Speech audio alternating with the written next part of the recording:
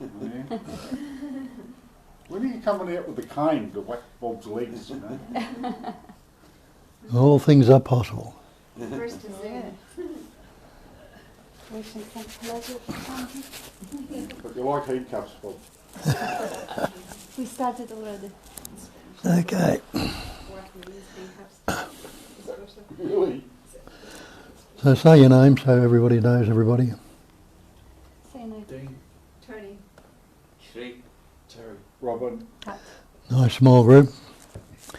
We'll run through it all. Again and again and again and again. Purely and simply. Because if you Here, Bob, look. really get what we're pointing to, you wouldn't hear it again. And you wouldn't even need to come back. But apparently we don't hear it. We cannot teach you anything here, and we can't tell you anything. Recognise that right from the start.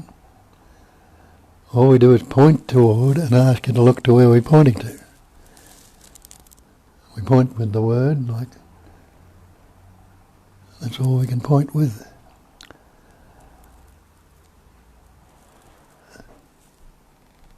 And see for yourself, that's the important thing. It needs to be recognised. What we're pointing to is exactly what we are pointing to is exactly it. And that way I put it, I can't tell you, I'm not speaking to anybody. I'm not speaking to any mind. I'm not speaking to that conceptual image you have about yourself, the body-mind, the personal entity. I'm speaking to that I am, that I am. What that thought, not the thought I am, but what that thought represents. The sense of presence, which translates through the mind as the thought I am. When you say I am, what are you talking about? Talking about me, or I, or the sense of presence, the knowing that you are, which translates as this thought I am.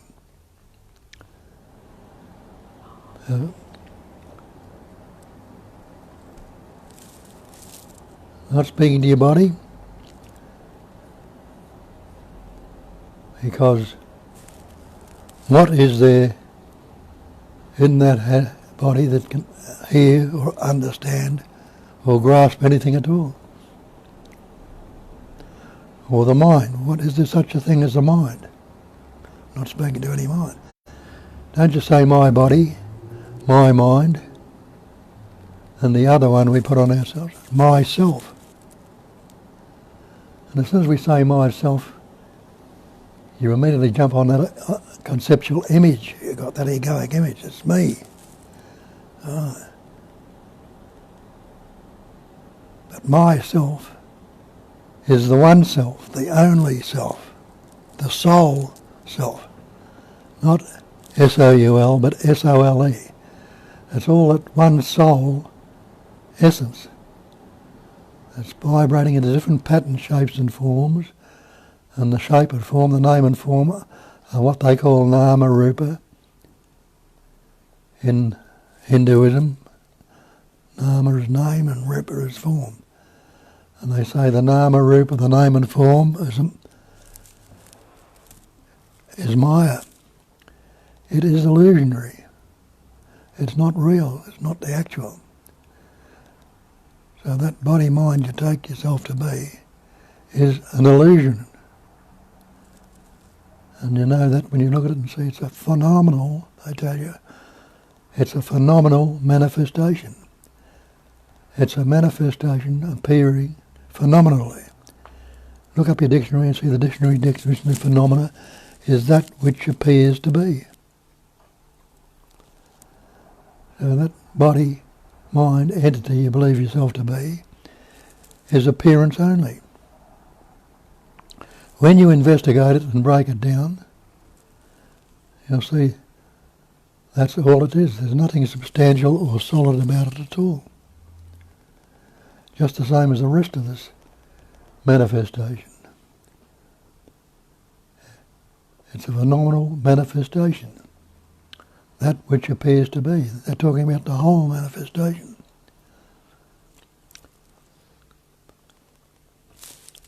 So if the manifestation is phenomenal and not real, and the body-mind is part of the manifestation, the thoughts, feelings, emotions are part of the manifestation, who or what are you? Is there such a thing as you, or I, or me, or mine? Any of these conceptual terms. But they say it's Sat Chit Ananda. Existence, consciousness, bliss. Or another way of putting that is being, knowing and loving to be.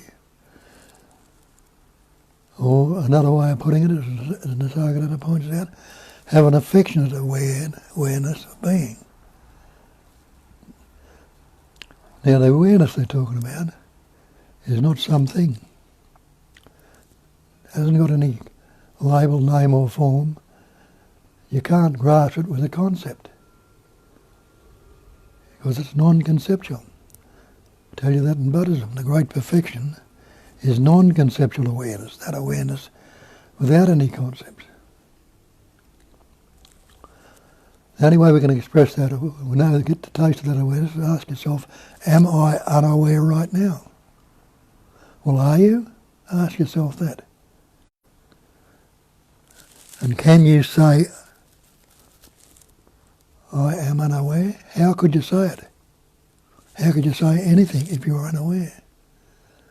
But you recognise and know that you are not unaware.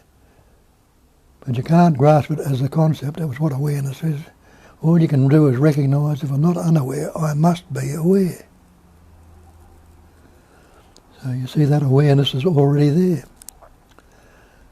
It's not something you have to search for. And the next level of that is where it comes up as consciousness.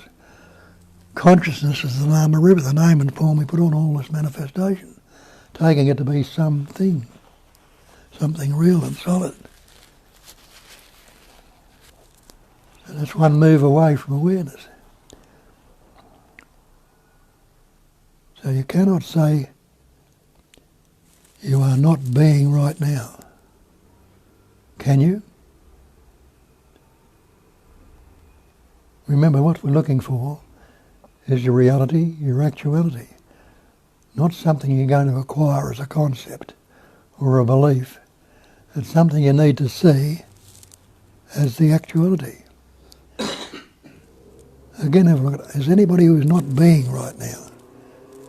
Can you say, I am not? And you realise I can't say I am not, because the knowing that I am is there. Can't say I am not at all. Who or what could say it? So, you must be that beingness and that awareness. What is the beingness awareness of? The actuality, which is the stillness, or the silence, or the emptiness. Different labels we put on it. We put all sorts of labels on these things. But the label or the word is not the thing. Being aware of stillness. Well, if you sit with that awareness without conceptualising it, what can you say about it? Can you say it's moving? Or is it empty? And is it still and silent? Without a concept, it is. So where further do you have to go? Where do you have to look? What do you need to do? Recognise, I am that. And that's the Mahavakya, the great mantra they've thrown at us down through the years. I am that. That is what I am. that. And you realise, in our language, everything is that. Everything. That camera is that. It's a thing. It's that before we put the camera on it. The table it's sitting on is that. That's the table. The carpet you've got your feet on, that's that. The chair you're sitting on is that. The mirror, the room, the trees, the flowers, everything basically is that. And what do we mean by that? The one essence that's patterning, shaping, forming and expressing as all things and everything. They can only and ever be that. But what have we done? We've learnt labels or words. And put labels or words on all this manifestation. Again, what are the labels and words? The nama rupa, the name and the form, the shape, the pattern it's appearing in, and the name we put on it. Nama rupa, maya or illusion. We've put illusionary concepts on the absolute. Divided it up into all these different pattern shapes and forms, never seeing it as the absolute, as the totality, as the great perfection. We divide it up with concepts, Satchitananda, name and form, put labels on it. Now the name and form, the labels or the words, where do they come from? Ask yourself this, where do these words that I'm speaking come from? Was I born with any words? Or were you? Go back to when you were born, if you can. And then you'll ask yourself, was I born? Can you remember your birth? And when you realise you can't even remember your birth, you can't say with a fact, with the truth, that I was born.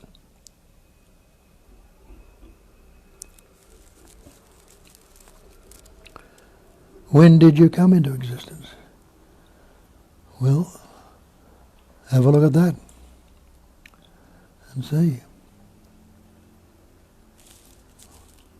When did you start? Well, go back and what we've learned through science, physics, history and all the rest of it, and see that you were 9 months in the womb, forming. That nama rupa, the pattern, shape and form without any labels, was being formed then. Who by? Was it you? No, you were the little fetus, the little embryo, and you didn't even have a brain at that stage. How could you say anything about it at all? How could you put any labels on? This is when I began, this is how I grew, or anything at all on it. You can't. Yet it was happening. And then, after you came out of the womb, the next couple of years of your life, what were you thinking about it and doing about it then? Tell me that. And you realise, how could you tell me anything because you had no words? You hadn't learned any words till you were about 2, 2.5 or something like that, and the capacity of reasoning, which is a useful capacity that these pattern shapes and forms have, the capacity of reasoning. That reasoning started, and in that capacity of reasoning you learnt words. Fussing around your parents, or your parents fussing around you, but could tell you, you're little Johnny, you're a little child, you're a little baby, little Johnny. And you're a good boy, you're a bad boy, or do this or don't do that. And we begin to learn words. We've learnt words from our parents. And when you go into the Bible and you see it tells you that in the beginning was the Word. You didn't begin until you learnt words. And they tell you that the Word was with God, if you like to use that term. The Word was God. That's all that so-called God is, a word. Nothing was made without Him, the Word. All things were made by Him, the Word. So everything was made by the word, nothing was made without the word. So all these words we've learnt have been useful to some extent.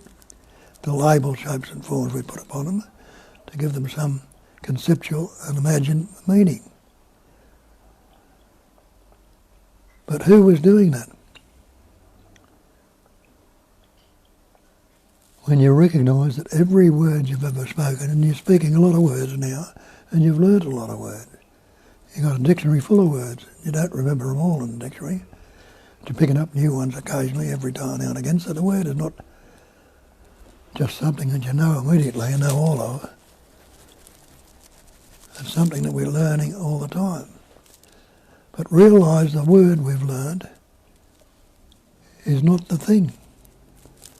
Have a look at a word, see if the word is real. Take the word water. Can you drink the word? Can you swim in the word? Will you drown in the word? Can you wash in the word? You can't do. Anything's in the word water. It's not going to quench your thirst. It's not a bit of good to you, the word. You've got to get the actual H2O, the water, which is nothing but a couple of gases coming together and combining and forming what we call a liquid, water. So the word is not the thing, it's not the real. But we put meaning and label or words or meaning into all these words we speak. Take the meaning or the concepts and ideas we've got about it and take it to be real. Look at any other word too. Does the word fire burn your mouth? Can you cook with it? Can you eat yourself? What is this word I or me? We've taken to ourselves to believe I am Bob. Put other concepts on it to give it a meaning. The Australian, the good fella. But I am. Basically, I am. The word, I am. What does that express? Isn't it nothing other than the sense of presence, the knowing that you are, which translates into a thought or a word, I am. Now the thought I am is not the word I am. It is the sense of presence. You're sitting there right now. Isn't there a sense of presence or a being and knowing that you are? Can you negate that being, knowing and loving to be that such and as you are? Does it need the word I or me? It's a good concept to get along with in our language, to convey things to other people and all the rest of it. But can that word I or me do anything at all?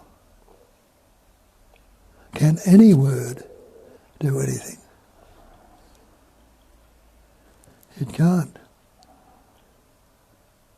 We form myriads of words, taking the words to be real, and live by the word.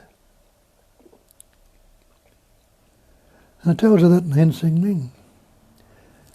Where it finishes it off, it goes through all the pairs of Oxfords and do everything. It's interesting to read and grasp what it's saying. But it finishes off by saying words. The way is beyond language. If it's beyond language, what do you need words for? What use are words? For in it there's no yesterday, no tomorrow, and no today. If it's beyond language, you don't need yesterday, you don't need tomorrow, and you don't need today. You can't discriminate those words. You can't divide them. There's only this ever-fresh presence awareness there.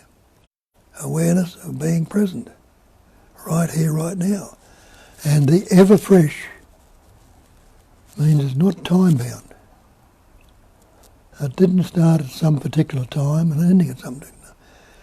It's a spontaneous movement. And have a look at these words you've got in your mind now of speaking or thinking. Have they any static point, any starting point? Can you find a static point for any word?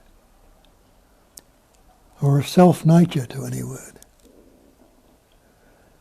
You see, there's nothing static anywhere at all. And so if it's not static, and there's no yesterday, no tomorrow, and no today, What is there? You can't even say there's a now. What's happening in spontaneous immediacy? Aren't there thoughts coming up? They might be saying, this is a lot of crap and I don't want to hear this, or this is so and so, or resonating with something I'm hearing. But the words will be spontaneously arising. Is there a thinker there saying, I better think this, or I need to think this, or need to think something else? Or is every thought that arises a spontaneous immediacy? And have a look at all the words you've spoken today. Where are they now? How many words are still there? I guarantee there wouldn't be any words still there that didn't need to be recalled. Because being spontaneous, never fresh, they're constantly changing. And they can't label stay with us yesterday or tomorrow or today with any static point. Though we try and keep them there, try and hold them onto some static point to give them some seeming credentials or some meaning. But wouldn't it be necessary, as we say, to recognise that the word is not the thing? The word is not the real? Then does it really matter what you say, what you think, or what you do? Because you're going to get, if you say something you shouldn't think you'd be saying and you don't like saying it, if you know it's not the actual, it's not the real, it's going to matter. When you let it matter, you're bound into the word again. Words come up here and I couldn't give a shit what comes out of the mouth. Because I know they have no substance or no independent nature. I don't have to be spiritually or politically correct all the time, and I'm not. I don't need to be and I don't want to be. But I know that's for a fact. It doesn't matter what I say, what I think, or what I do. The saying, thinking and doing happen. And mightn't be in a political correct way or idea. But there's no word that is binding. Have a look and see what word you've got there that's binding, it's staying with you. The one we put the energy of belief into this word, I or me. But is it the same concept you got about that I or me all day? Or does the concept you have about yourself constantly change? But are they anything other than concepts? What is a concept? Going back to it, it's just nothing but a mental concept. Again, it's mind or thinking. And Shakespeare told you that nothing either good or bad but thinking goes. And Magnasagara tells you nothing can trouble you excepting your own imagination, what you are imaging in, forming conceptual and mental images, holding those images to be real, taking the pattern, shape and form they similarly appear in them, adding on to them and taking off them, but put the energy of belief in them that the word is the thing.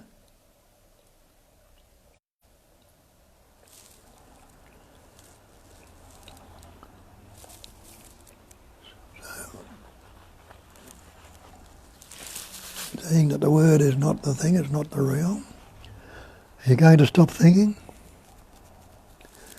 Well, have a look at that. Who ever thought, who is there, or what is there ever, that thought a thought?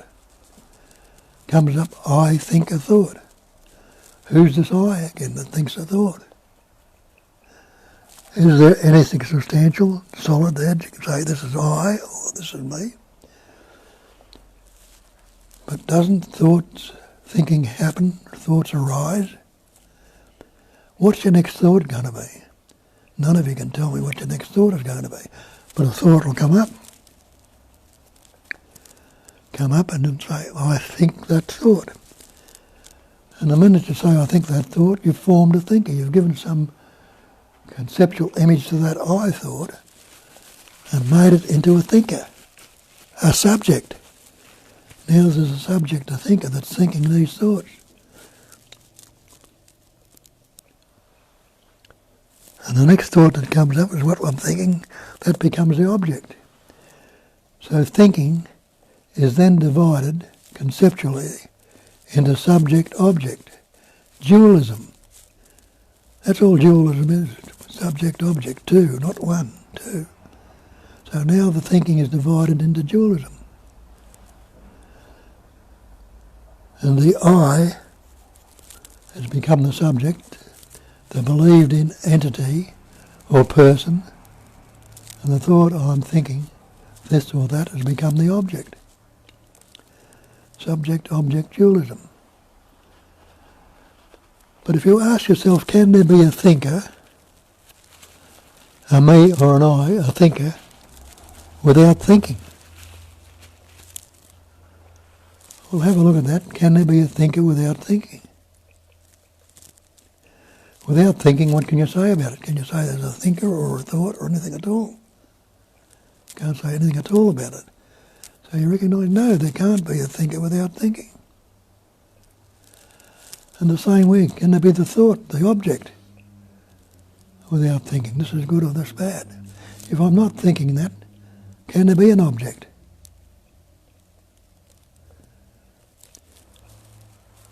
So subject-object dualism are dissolved immediately in the pure thinking, spontaneous functioning. Without the thinking, there's neither subject nor object. There's no me or this or that. No personal entity whatsoever.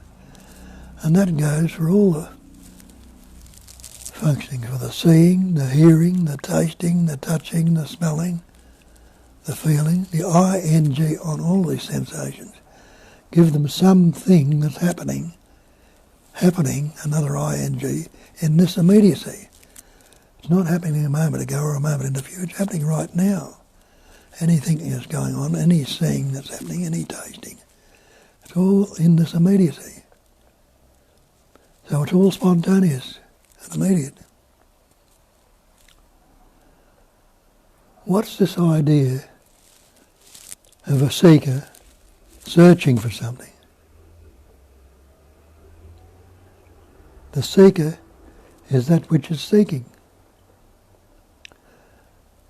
And the seeking is the subject.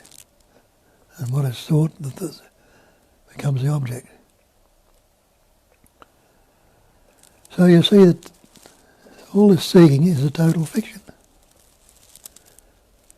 If you think you're going to acquire something, become something, or get somewhere, it's never going to happen. It never can happen. Because where would it take place? Have to take place in time. Some future time. Is there a past or a future if I don't think about it? Look at that.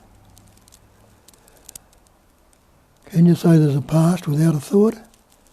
You can't. Can you say there's a future without a thought? You can't. So you start to realise that even time itself is a mental concept. There is no such thing as time. If there's no such thing as time, where does that leave you? Has anyone moved away from this presence awareness in the time you've been sitting here?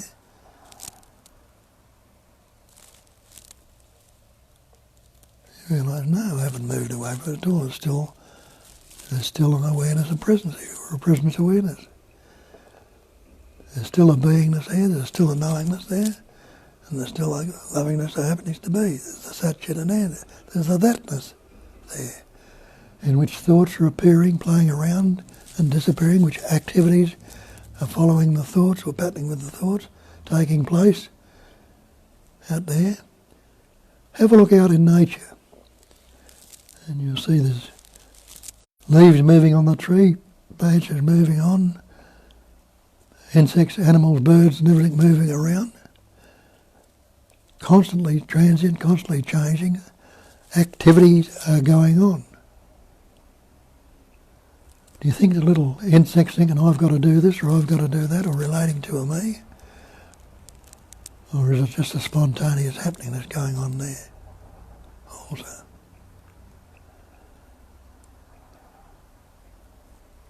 Livingness is being. And what must you be? If you are not the personal, if you are not the entity, the individual, what must you be? Or can you divide yourself from this life that you call yourself, this livingness that's going on right now? You can't say, I am not, so you must be. That being is life, life essence. Can you separate yourself from that or divide yourself from it? You want to know, I can't divide myself from that life. Then you might understand what the Christ said when he says, I am the way, I am the truth, I am the life. He probably put the is in it, but they've changed it over the years, but things on it. I am is the way, I am is the truth, I am is the life. So you are that life. And there is nobody who lives on the life. There's no entity or individual or person who lives a life. And you realise life lives itself, on itself. Out of life, more life, ever fresh and ever new, is coming. Playing around, being reabsorbed back into itself, appearing again and patterning, shape and form for a while and dissolving back into itself. But there's nobody who is living a life, nobody or entity that's doing anything. Have a look at nature and recognise that you are no different from nature. Nature is the intelligence energy that's patterning, shaping, forming, expressing as everything. Intelligence is knowing. And I don't mean your intellect, not knowing this or knowing that, but a basic awareness or knowing or beingness that you are. And you can't negate that knowingness. I am.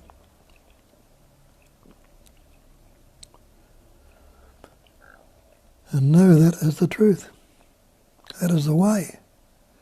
That knowing is the way, the truth. That is the life. That is ever fresh and ever new. So you never were a person, never ever could be, or never ever will be. The person is not the reality. The person comes from persona, the mask.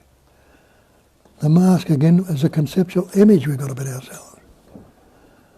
We've added to ourselves a conceptual image based on past events, experience and conditioning. And have a look at this egoic image you've got about yourself and see if it's not based on past events, experience and conditioning.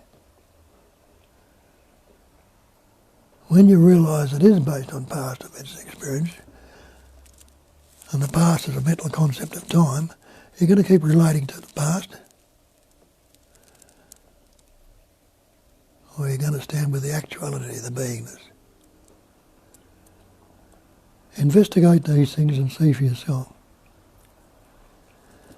That's basically what we're pointing to here, and I ask you to investigate that.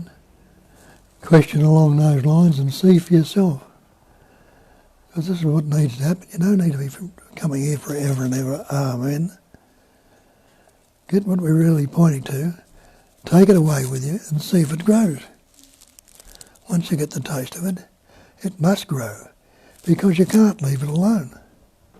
Naturally, you'll naturally come back to where the great sense of well-being or peace that passes all understanding is. You'll never ever get peace of mind. We look for peace of mind, trying to make the mind at peace, but you'll never ever get it because the nature of the mind is to vibrate. All it is a vibration of energy, and it's constantly vibrating. So how can it ever be still? How can it ever be at peace? It never can, never has been, and never will. And that's why the ancients put that on it.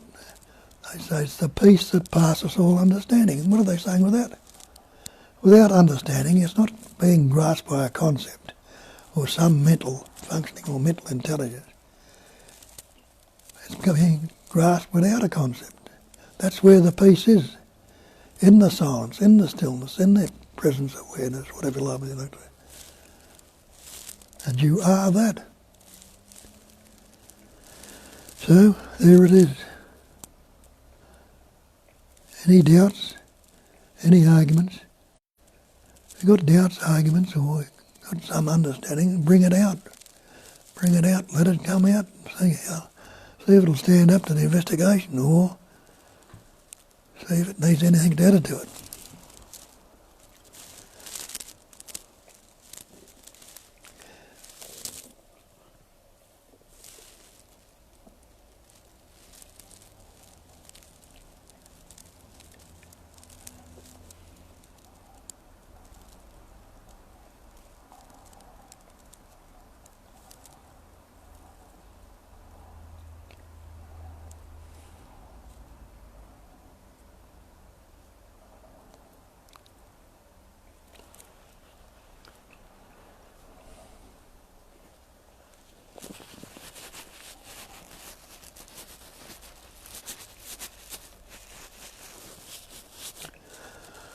All sitting there, is your mind all been shut off, or?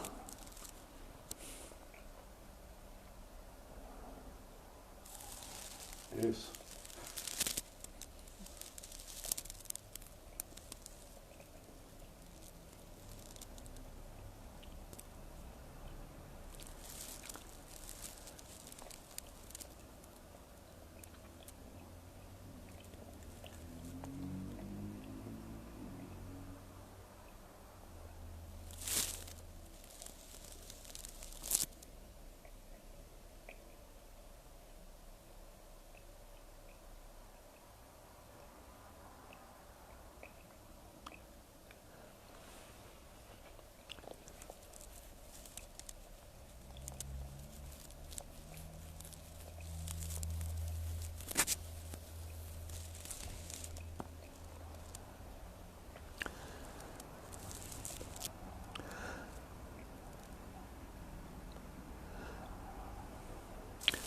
Go and have a look at nature. Do you think you'll ever find the end of space? So you can fly on forever and ever. You'll never come to the end of space. Now, do you think of all the seeming content of space has totally filled it at any time ever, or ever will?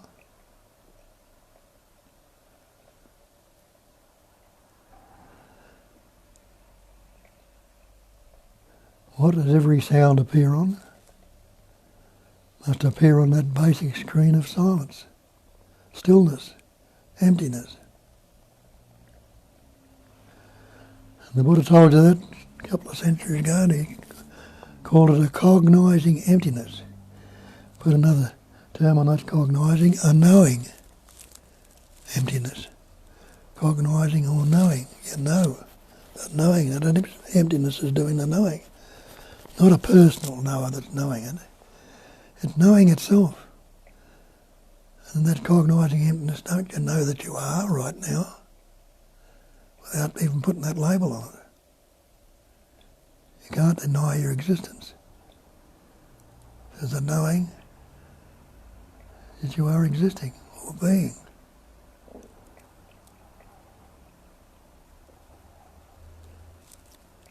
And he made the statement then that emptiness is form. That all these forms, you, me, and everything else in this manifestation, all the different patterns, planets, stars, and everything like that, are emptiness, appearing as form, Satchitananda, being aware of the stillness of the silence. Emptiness is form, and he turned it round the other and said, form can be nothing other than emptiness. Though we all seem solid, substantial and real, we are nothing but emptiness.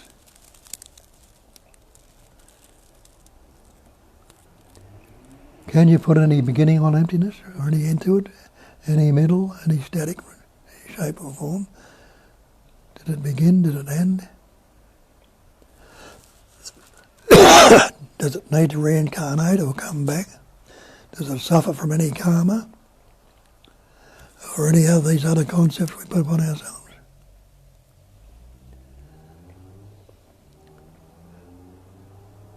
It's a cognising emptiness that knows or cognises.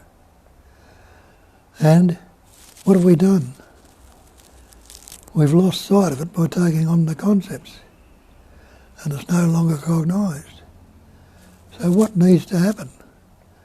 And that word we've got in our language, recognise. That's what it's saying. Recognise your own true nature. Recognise it. It's there. It's always been there. Seemingly obscured, covered over. That's the simplicity of it. Recognise it. And recognise it again and again and again until you're doing nothing but abiding as that.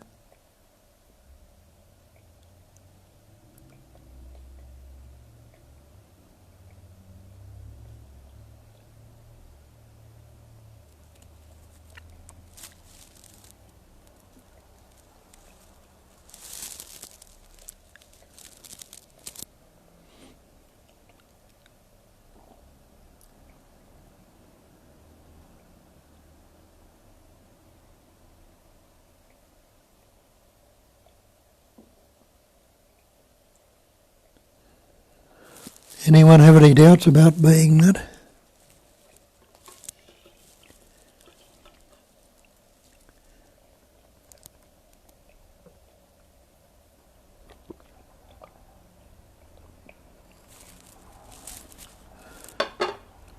If you have, ask yourself, what is a doubt?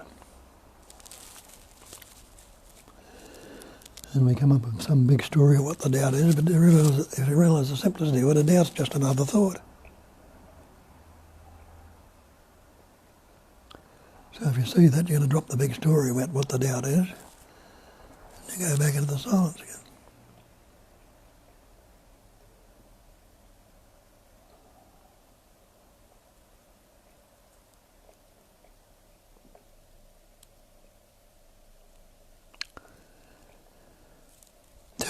Tell you in Buddhism, the great perfection is non-conceptual awareness. That awareness, without putting any concepts or label on, is the great perfection. Another word for the great perfection is the absolute. They talk about the absolute. People search around, just like they search for a thing called awareness. They search around for this thing called the absolute. But what is absolute? It is the absolute totality. And anybody or anything separate from that totality right now.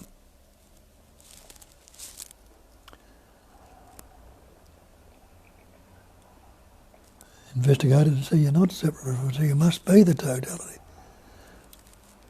Whether you recognise it at this moment or not. Otherwise you're just trying to take something from the absolute, which can't happen.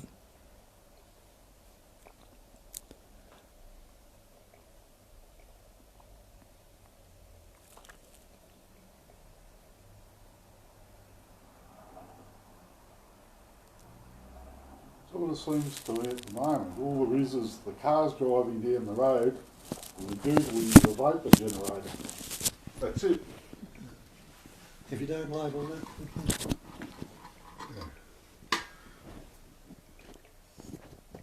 And are they troubling you if you're not labelling them? No. Doesn't disturb anything. If it doesn't disturb anything, when have you left it? You can't say anything, can you? Well, when have you ever left it? You haven't. Right, we'll know that for certain.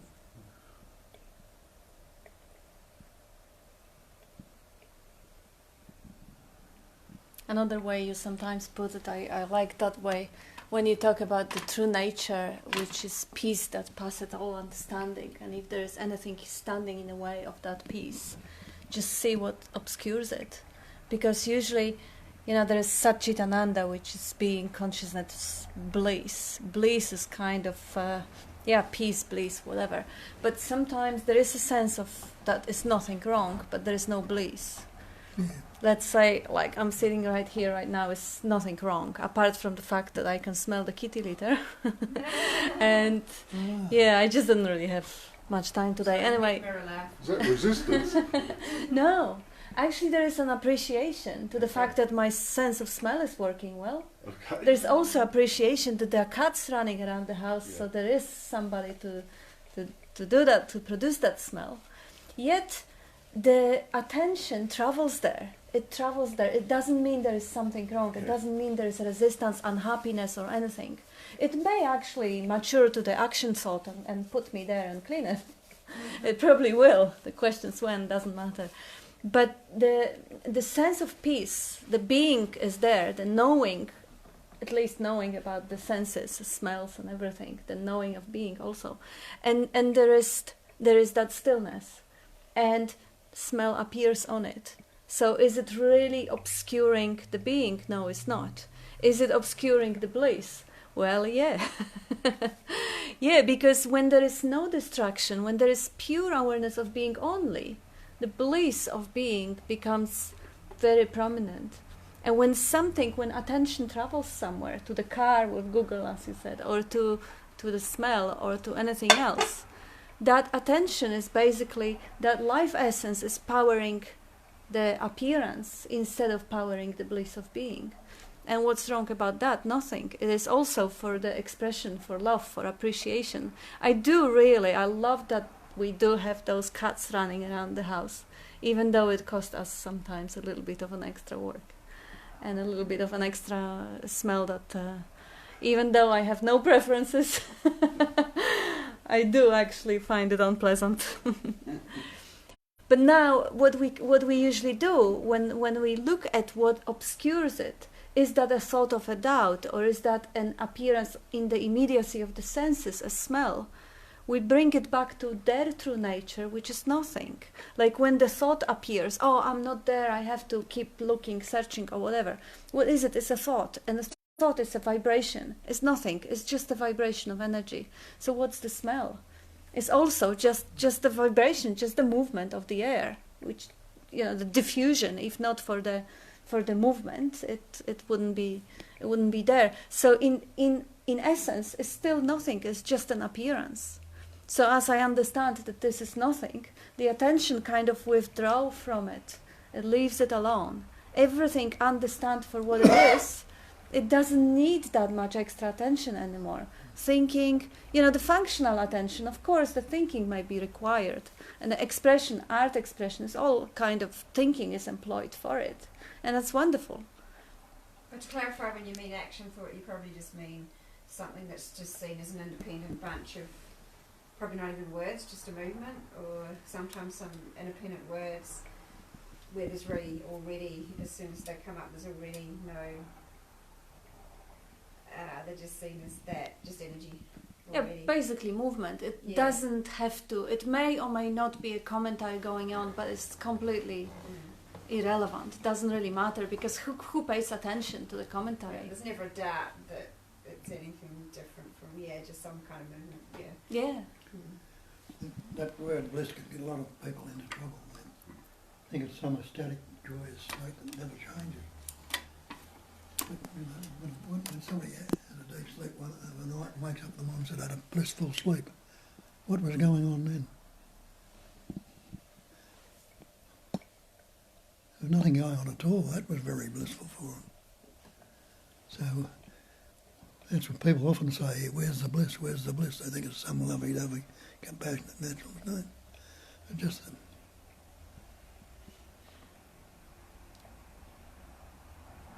And the lovey-dovey blissful moments of heart opening, or recognizing the insights of the nature of everything being nothing, like beauty of the flower or night sky, they come. But they are experiences, because they have beginning and an end. So they're just passing phenomena. If the moment of ecstasy comes up because whatever, the morning sun is touching the dewdrops and is shining like a million diamonds on the grass, and beauty is still coming and going, and is still appearance dependent. So it is beautiful and it's valuable and it's to be loved and appreciated, but there is no truth in it. It's an appearance.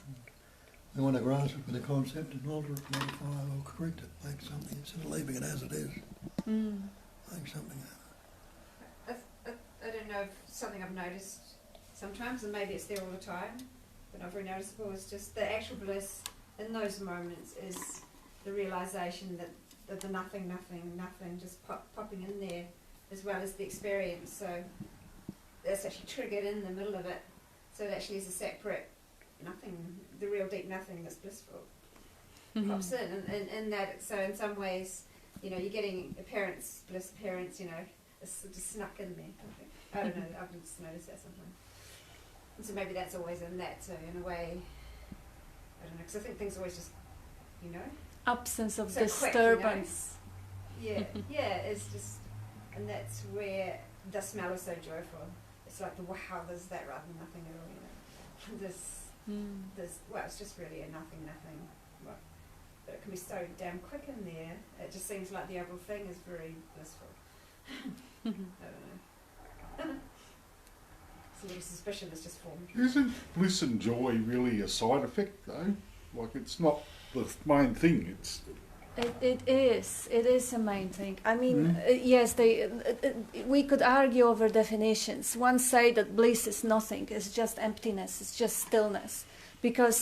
And then another one, like Buddha says, joy is your natural state. The natural state is a state of joy. Satchitananda says, loving to be, the element of loving to be. There is a warmth in the being. Like even the fact that loving to be, even the fact that if there is really nothing, and am I really nothing? What Terry was saying last time, as the answer, be or not to be. Yeah, why bother? Like, just shoot yourself. Who cares? Doesn't matter. But there is that warmth. There is that joy of being. And it is a natural state. If it's not experienced, and of course one could argue, if it's natural, then of course it will go to the background. That's why disturbance goes all the time. Like, it's not an ecstasy. And yet it is. If you are tormented all your life, and suddenly that torment, that torture is being lifted, that painful contraction of being separate is being lifted. In contrast, it is experienced as expansion that goes indefinitely. You were that small here, contracted, and now you're like whole space, whole universe. It does feel like ecstasy, yet very, very quickly it goes to the background because it's happening all the time. So now it is unnoticeable. But the distractions come all the time, you know, attention travels to whatever, the traffic of thoughts, traffic of cars, sounds, whatever, and returns to itself, to absence. And the absence of any disturbance or any contraction, because every form is form of contraction. The moment of joy comes back. So it kind of like, Buddha says joy is your natural state, but can you feel it 24/7 with the body that is wired to actually see something on the background of nothing? So if you could see it all the time, it's just like when you smell the same smell all the time. After a moment you smell nothing. So if you feel the same sort of an elation all the time, after a moment it's unrecognizable. It becomes a background. I guess what I meant is, when you're not there, it just arises. Yeah. Like, Yeah. it's not something to seek, is what I mean. No. It can't be sought. So, yeah. And if you look at the animals also, if you look the way, because they have all the answers, like you look at the cats, how they just gladly lie down if there is no pain, distracting or hunger or anything, or little babies. They're just there. They just, you know, you could say they're nothing or they're happy or whatever. They, you know, there is this deep, profound state of ease, of relaxation, of like rest in it, and absence of of any sort of contraction or disturbance. How do you distinguish that from, say, I've got a son and a daughter, and they come and they say, look what I've done in school or something great, or they say I love you, you get a spontaneous, what do you call, feeling of joy or bliss. Okay? Yeah, pleasure. Pleasure. Let's call it that. But that is there because it's to do with an identity called me, because Yeah. dad. We're not talking about that, right? When you No, that's a very good and very important distinction. Yeah, we are also wired to seek pleasure and avoid pain, and animals are wired for that too. It's the survival instinct that helps the body. So, gaining pleasure, being attracted to pleasure, and having the individual identity as, so to speak, when we actually form it, as when the child is identified with that body mind, and this is me, and I've done something pretty or something good, and I want approval, I want acknowledgement, I want people to like me or love me. That's just another layer of gaining pleasure. Animals don't have it in the same way, although you can see the animals in a pack fighting for the position. They also want to be recognized. Alpha male, if there is a capacity and skill to become a leader, it will fight for the leadership. So but this is just because we have the mind, we have the more complicated and complex stories about it. And also, this is just another way that has developed socially to give us, before, like animals, they only kind of rely on their looks and on their strength. We also rely on the talents and skills and intellect for gaining pleasure. But that's, the pleasure that comes and goes is something different. It's like even the pleasure of eating a yummy food. So animals have it, people have it also, and they will be craving it, they will get addicted on it. But the natural joy of being is absence of everything. When the pleasures are absent, when the sense of insecurity is absent, when the attention is not attracted to any disturbances, like even smells, like when the attention rests on itself, like purely on the knowing of being, just being aware of its own existence, and it doesn't really go anywhere else. Doesn't even go to the sensory to, like analyzing, or because senses are kind of wired to the mind. When you hear the sound, you instinctively know by the years of conditioning that what sound is, whether it is a bird or is a truck or is a train or whatever. So they operated by the mind. So if even these distractions are absent, that state of that deeply relaxed state, when you don't even know what you are, you just know that you are. Because to know what you are, you need the thought that I am the body, I'm in the room, whatever. If there is just attention resting purely on the sense of being without even projecting any mental shape of what you are, there is a warmth in that. There is a love in that. And now it is there. But because the mind is, the mind works the same way as the skin works. When it's hot, the skin starts sweating. When it's cold, the skin starts shivering. So it responds to the environment. Same with the mind. It throws thoughts, negative thoughts, positive thoughts, judgmental thoughts. It just does it. As every organ, lungs, they know to expand and contract. Mind knows to comment. That's what it does. So if the attention is not distracted by it, the warmth and loving to be is very kind of is prominent, is experiencing, is experiential. But because the mind throws thoughts all the time, it's not gonna last. The distraction will come, because that's the nature of the machine. Same as, there is no space when your eyes are closed. When you open your eyes, suddenly the world appears. And naturally, the mind operating the eyes recognizes things there and get distracted. And then the functioning follows. So now, the part of the attention, instead of being on loving to be, goes into the world, goes into the objects. And that's fine, that's beauty, that's how it wants to wake up from itself all the time, appreciate the appearance, the way it manifests. But that's how the distractions come. But that state of loving to be is like a basic screen. Being, knowing, loving to be is basic screen, is always there. It's not dependent on pleasures that you gain from outside. It's rather dependent on the absence of obstructions.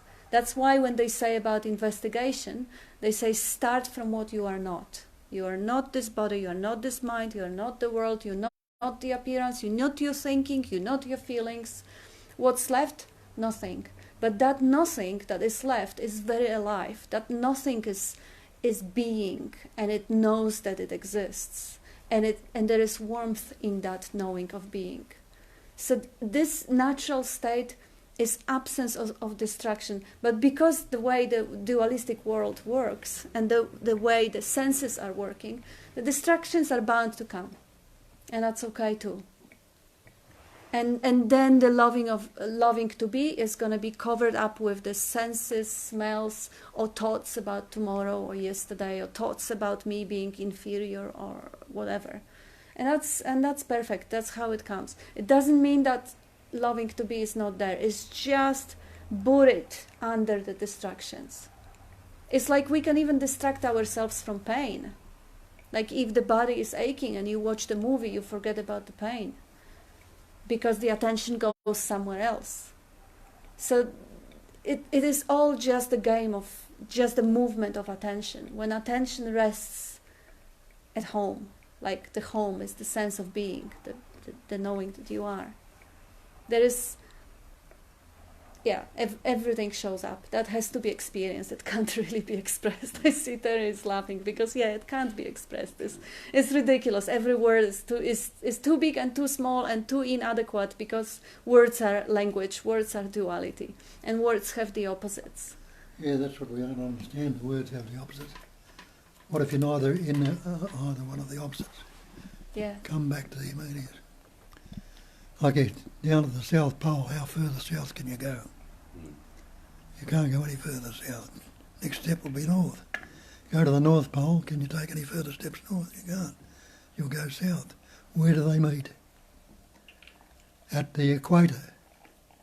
And they've got that word on it, the equator, where they're equal. When your thoughts are in an equilibrium state where they're neither either good nor bad, but thinking makes it so. Yeah.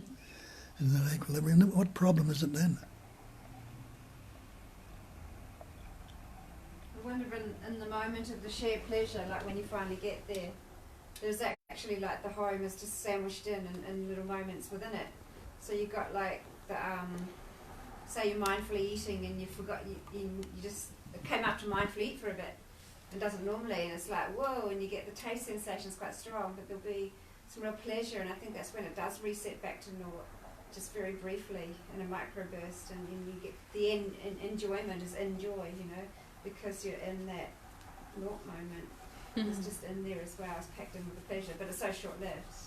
That's obviously not abiding.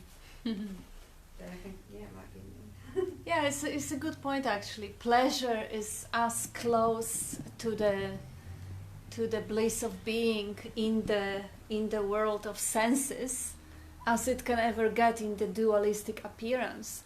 And now pain is as far away and suffering is as far away. See, they polar opposites. Pleasure is, you can even get ecstasy, you can get orgasm, you can get absolute pleasure that is unthinkable pleasure that drugs can offer, or sex, or even food.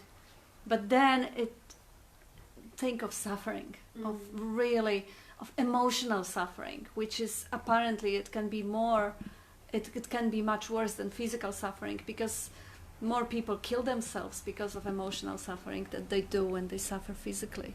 Yeah, I guess in pain people go to storying a lot, whereas in pleasure they just enjoy it. Yeah. No matter however briefly it is. It's probably like, sensation, sharp sensation, or relaxation. Like some of the biggest joy for me might be a really good air crash accident program, but I think the enjoyed pieces are just a rest, because it matches the way the system works, and it just loves it and relaxes, you know. And so there'll just be little sandwich microbursts probably, and they're just back to the home and all, you know, the rest. But the beauty of what Bob was just saying about equilibrium, that place between the pleasure and pain, when you don't desire pleasure anymore and you don't move away from pain Yeah, I think anymore. it's abiding of what I'm talking about. Abiding more than, you know, that taste, you know, and then not, that taste, you know, just little wee microbursts. And then, there's the, not meaning making. Closest I could actually get to describing that, which is indescribable, and it's really paradoxical, would be to say that that emptiness is fullness. And in that fullness is absolute emptiness. Now that's going to be impossible for a dualistic thought to be able to get its head around. That's the actual experience. And That's how the wonderful. knowing. That's How wonderful that it is indescribable and it is paradoxical, because really instead of trying to experience it, mind would try to imagine it and make mental representation of that state, which is just further away you can't go. It's as far as you can move away from the pure experiencing.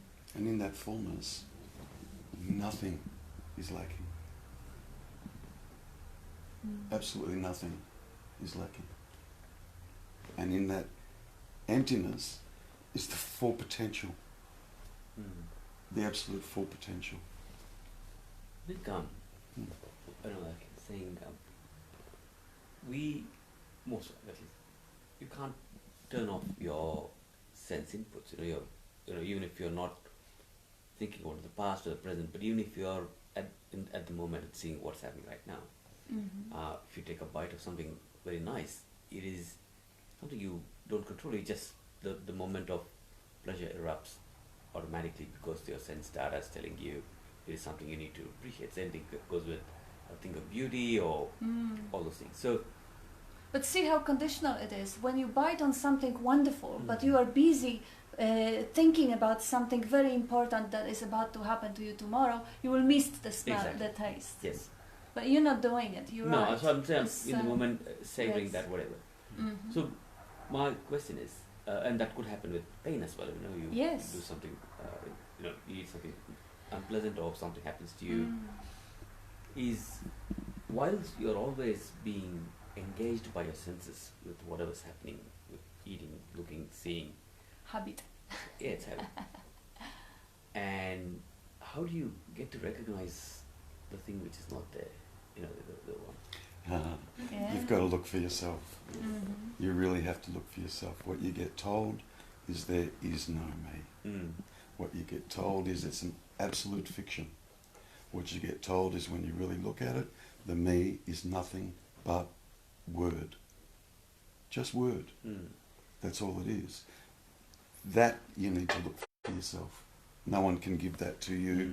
And at best all we can do is just keep pointing, so hopefully you turn and you just go looking for yourself, you know. But it can be hard because this self-identity has been there all our life, you know, and we think that without it we're almost going to die. Like there's a fear of impending doom if it's going to go, you know. And it's designed that way. That's why we're constantly in a state of survival. Our me's want to survive, you know. And that's what keeps the body going. And we do. We survive. We don't walk out in front of a car because we know that's gonna kill us. But you need to absolutely look for yourself and see. It gets said time and time again that the me is nothing but a construct of words or sentences, and I kind of drop underneath that and go, yep, and sounds. And meanings get put on sounds. But all those words or all those sentences or all those sounds are describing something that we feel is here, and we call it a me. And if you were able to take away all those words, all those sentences, all those sounds, there wouldn't even be a concern as to whether there's a me here or not. You would just be. Sayagata puts it quite simply. He says just a sense of well-being, being well, nothing wrong.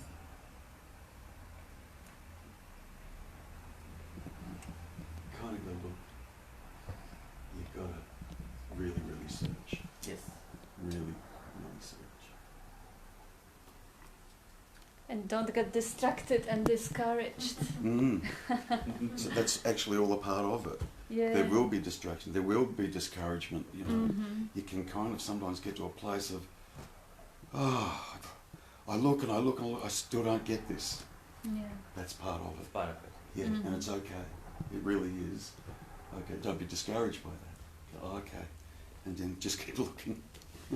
Yeah, and the important part is when it happens this way, that, oh my gosh, I'm looking, I spent so many years and I'm still not getting it, I'm not getting, you know, that thought is very important to be recognized as a thought also.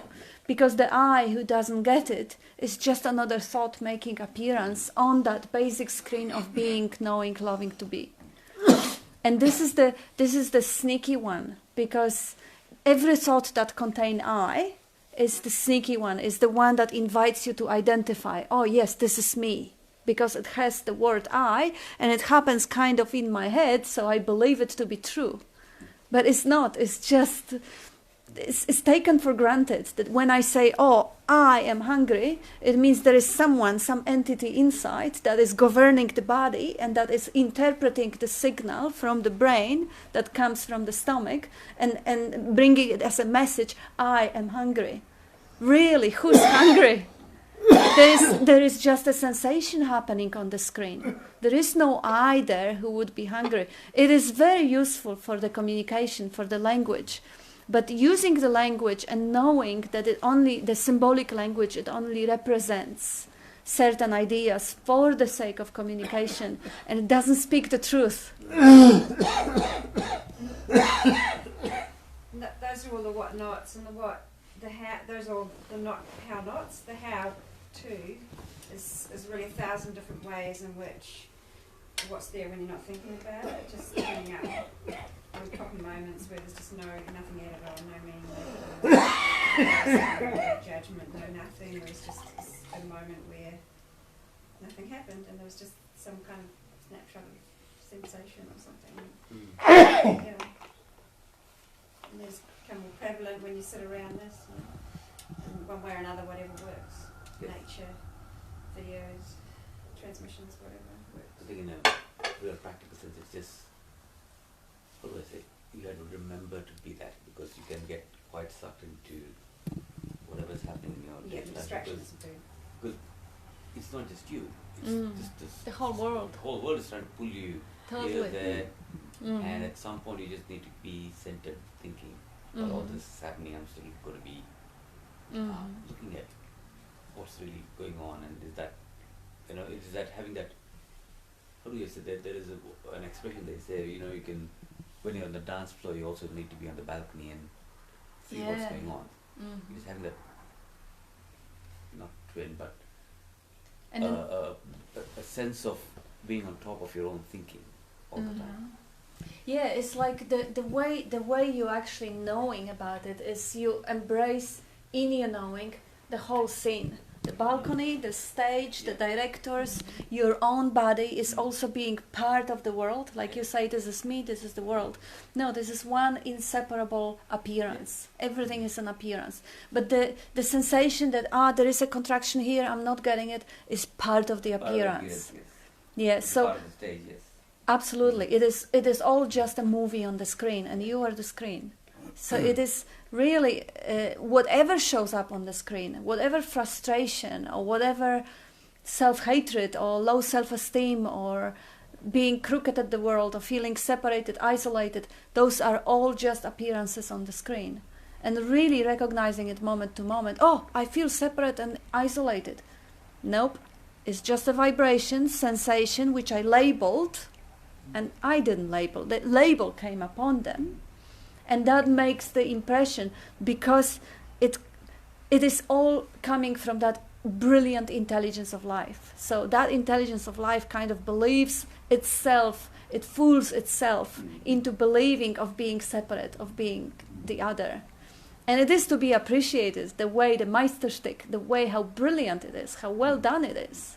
So you can actually look at it, shit, I thought I was separate. I thought there was a me that is different than the world. Wow, how smart is that? How brilliant is that? It's totally impossible. Because the I, the sense of separation, the world, everything is being known. And you are the knowing. So you can never ask the pure knowing that doesn't have any location and any subject to it. There is knowing, not the knower, knowing the content, but the knowing, the activity of knowing, the cognizing emptiness. It doesn't really matter what is the content, whether the ego is the content, or sense of separation is the content, or the world versus myself is the content. It doesn't matter, but only when it's recognized, because when it's not recognized, of course, it's excruciatingly painful. And it seemingly matters very much because nothing else is known. You know, from time to time when I go for a walk, you know, consciously I suddenly let go of my thoughts and just, it almost feels like something which has been draining a battery has stopped. Yeah. Of course, when you get back into work, the whole thing starts again. But those moments when you really just don't do anything and you're just walking and you're just immersed in whatever is there, you're not actively doing anything other than not bumping into things. Yeah. That feeling was something which is draining your battery has stopped. You just feel lighter and it comes back again. And then and I've really been noticing how energy draining thoughts can be. Totally. And Totally. They can drive you to suicide. Yes, that's Yeah. and or it can just, even if it's with happy thoughts, I know your boss said you've done a good job or something, it can really occupy your mind for a long period of time. Totally. Yeah. And and blind you. Yeah. And you'll be oblivious. Thing is to watch the mind and don't let it go to the end of the road. That's what it's constantly doing. It's either good or bad, pleasant or painful, happy, sad, loving, hating, bang, bang, bang at the end. Don't let it go to the end of the line. Stop it before it gets there. And that's like that middle step. Because I spent my life up on the balcony looking down, and then what popped up for me in that metaphor is the other way is to be down in the dance floor and not be thinking about it. What you just said, Kat, was beautiful.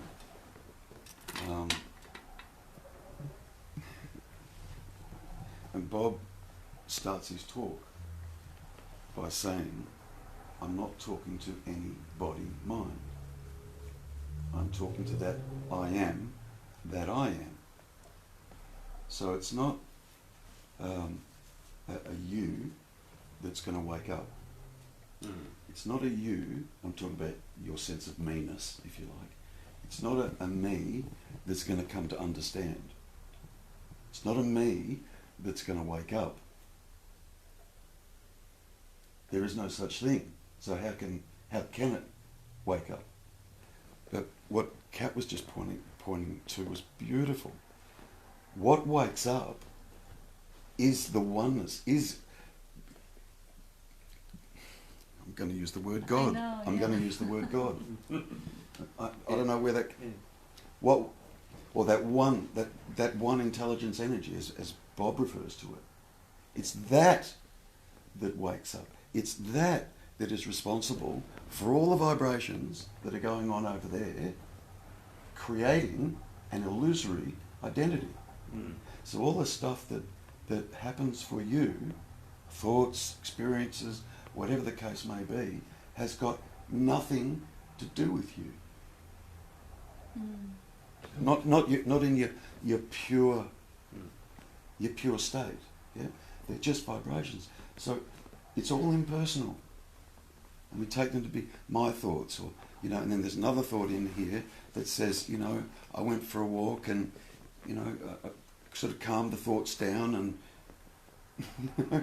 that's also the me saying that or believing that 1 minute there's calm thoughts or no thoughts, and then there's some thoughts, and I'm going to express that and I'm going to talk about it. That's also the me saying 1 minute there's not this and 1 minute there is that, and so on.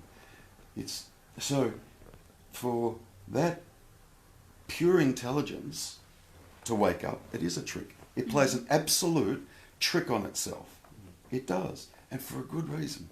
But you could discover that later. for a good reason. What you are is that. That's actually your true nature. That's what you are. But to see that it's got to wake up to the fact that it's not this. There's not you there waking up to that fact. Do you understand? So it's completely impersonal. All you're left with in the end is go looking for yourself. Go looking, go looking, go looking, go looking. And it just, the more you look, the more it kind of drops away. And then, lo and behold, you know where you end up? Right here. It sounds to me that's what that battery drain experience was. There was no location or self in it, and it just happened. It's also, I don't know if that would be appropriate analogy, but that kind of came to mind now. When you watch the movie or you read a good book and it's so good that you kind of develop some sort of an affection for the hero in the movie or in the book, and you kind of feel the fear when they feel the fear, and you feel the elation, you wish them to get that girl, whatever, whatever. You just completely forget that you are the viewer. You have absolutely nothing to do with that fictitious character that have absolutely no existence at all, because your heart is completely with it, with him or whatever. And now the movie ends, it stops.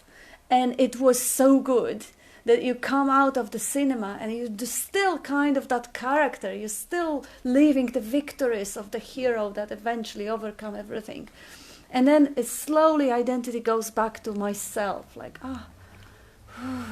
and we love the break that we have from our own self, from the identification with this one. And if we think about it, we also love the way we wake up from that complete identification with the movie character too. Otherwise, why would we want to watch the movies? Because it's such a ride. And now the consciousness or the nothingness, the cognizing emptiness, is having a ride. I am Shri. I have the family. I am a seeker. This is a ride. The consciousness or cognizing emptiness is watching that movie and is loving every bit of it. And is wishing Shri to get, whatever he wants. And is loving it and is looking after it. It's having a ride. So in a way, when it has a ride and you have the heart for it, you love that God, in absence of better words, and it wants to have a ride, fine, I'm good even with that. Okay, God, you want to pretend you are Shri or Kat or whoever, thy will, not mine. I'm happy. In that moment, the ego surrenders and it gives up and it doesn't even want to fight God. Okay, thy will, you don't want to wake up? Fine. And it completely melts down in that love for thy will. And it realizes, oh shit, I am that. Oh my God. The moment I give up the idea of waking up and fighting and struggling, shit, I've never been separate. That is all there is.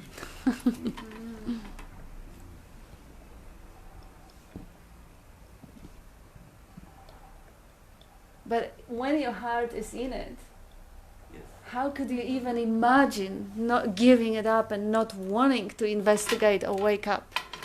And ultimately, it's not even you having any saying or any choice whether you will give it up or not. Because if there was a you that could surrender, the separation would be real. And it isn't. There is no you who can surrender. Surrender may or may not happen, and who is surrendering is a dream, is Maya, is that character in the movie. And I've heard even better analogy, which was like a koan. There was a book, and there was a characters in the book, and these characters were obviously written by the author, who knew right from the beginning how the book is going to end, what the character is going to do. And when the book was written and was accomplished and was finished, you start reading and you only read the first page, you don't know the next one. But you are not the reader, you are the author. To realize that, ultimately, that you are the author, you're not the reader and you're not the character. That is something that the character in the book can never, ever realize. It's impossible. It is locked in the book, on the pages, between the covers. Trying as a character to get out of the book and become the author is absolute ridiculous impossibility. So as the character in the book, what can you do? Well, you obviously can't do anything because you just written words on the page. But if you had any doing, it would be just completely surrender and trust the author that he'll get you out of it. Because you can't. And the only way out of it is to actually die as the character. You have to stop being you to experience the ultimate freedom. Because the being you is the obscuration, is what stands in the way. And some sit quietly into the night. Because that might all sound like it's just big wham, bam, wham, bang. And that's just some, you know. And then there's slow, and it is those realizations that you had in your walks, and more, and they're clearer and clearer. And, you know, for some it is that, 30 years of that, for some shorter, you know. So there's all the ways. Yeah. It's only always moment to moment. Yes. Because even people who had bang, bang, bang, the attention or the awareness doesn't rest in their heart all the time, doesn't really sit. Like, you know, Bob is 40 plus years of knowing there is no self. But it doesn't mean that he will be sitting in samadhi for 42 years. He'll be watching the computer, answering emails, helping to cook or clean or whatever. And in that moment, the functioning is going on. There is no interpretation of I am doing it. But there is also not sitting in the bliss of Satchitananda. It's just being the same way animals are. And in that, the moments of withdrawing attention from the external world and disappearing that external world, in a way, recognizing as illusion, will happen moment to moment. Like not every moment, because obviously there is a time for functioning. And the time is a mental construct, of course. But yeah, it is a paradox, as you say, it's different for everyone. The people who have... I don't see it as paradoxical, it's just continuing. Yeah, but you have different people. One will have massive awakening, after which there will be no doubt coming out on the surface ever again. Another one will sit and teach for 10 years and then I will just completely deny non-duality and go back to the cave. And another one will walk the walk for 30 years and will be still struggling with the... Well, they'll go for 30 years and they'll suddenly realise there's no reactions anymore. Yeah. You know, except very occasionally. Are there people who are dying having doubts? Coming up, realization, doubt, realization, doubt, realization, doubt. Who knows? It's like ultimately this is how the life expresses. It has so many bodies, it has so many ways to express. Yeah. As it expresses as every snowflake in a different way, so it expresses as everybody. And the fear of self-dying, I don't really have that one. Fear of what? Self-dying. There's really not there's not a fear of self-dying. That seems to be a predominant one everybody talks about, but I don't really have it, so it's not there for everyone. No, absolutely not. But there is a urge to protect the physical body. There's a fear of that dying, but not really a me. The me isn't really a bother, but there is a whole lot of behaviour to a lot of reactions to insecure body. You know, their body's insecure. But the whole thing about oh my god, if there's no identity, it's not really in the picture. It's kind of a. Might have been a few years ago before I even knew about non-duality. I'm not sure. Can't remember. There might have been something there at one stage. Yeah, was that sorry? I think you feel like your fear of your identity. I don't have like a thing around identity, and I think like early on, like the first year or so that I was here, like Kat used to say a lot about just the pattern coming up, and she visually showed it, the energy coming up, and so very early on it's like ego's nothing, non-existent. It's just, and I've seen the thoughts pop up on themselves as words, and then I could surmise that's energy, but I haven't really seen that. So mind is not really there either. There's just a few words pop up here and there. And then, like you look in a mirror, you might see a nose and a zit. You don't see an identity. Like you never, ever just see the identity unless we sit here and, oh yes, and I've got this thing called an identity, and so if I do, it's probably got like a database, and we might sit and reconstruct a little identity, but ultimately that whole not being attached to that type of stuff, like not believing it in the first place when people bring it up, I tend to be fairly abstract like that, so that was easy just to... identity of convenience, and just to do things in the world. Convention, I guess, and it just helped when I found the non-duality people, because I was already quite abstract, so when they really showed how abstract some of that stuff is, it just locked in quite abstractly here for me, and it was not identified with really. It's like, what's the point of... And then I noticed that it gets put in after. First you have just a memory of some sensations, and then I think if people say, oh, there's a sense of self, I've never spotted that one, because when I look, there's just that snapshot of the sensations, visual, whatever, and it's like, if They just have different labels I'd have for to it. put it in after. I'd have to put it in, but other people swear they have a feeling of it, a sensation of it. Yeah, but they don't. There is. I think they do. They believe it. They believe it. But And I don't think I do. That's the difference, because every time I look, it's just not the difference is only in the language. That's it. kind of, but there's a belief going on. Yeah, but you I've don't got know to what consider they feel. beliefs. You only hear what they say. Yeah, true. So they feel sensations, and they call them sense of self. And you feel sensations, and you call them sensations. Everybody is only aware of sensations. That's all. There isn't sensation unless you label it sense of self.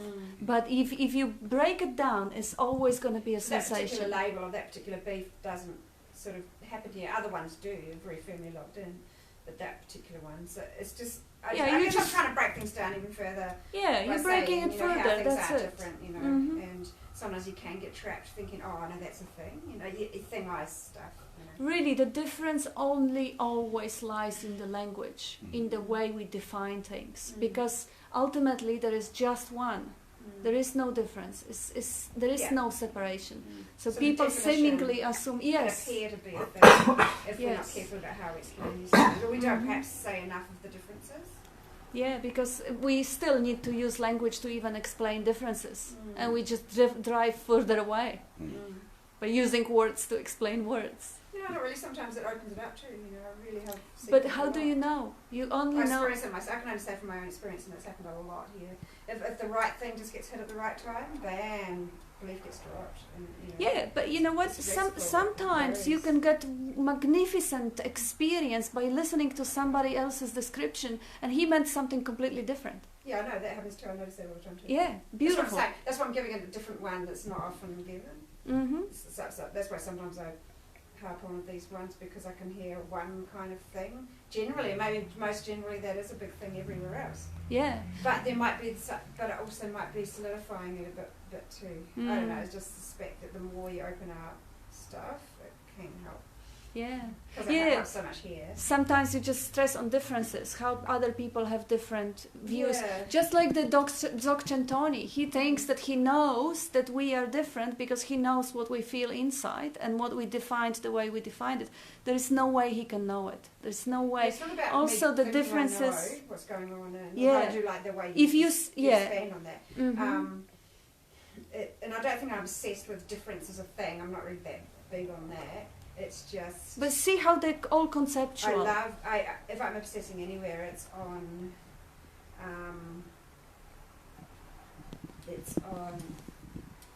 Seeing the stuff is not even there in the first place. Mm-hmm. Because it works so fucking well here. And, you know, and the way you describe it, often you do that quite well, just abstract stuff out.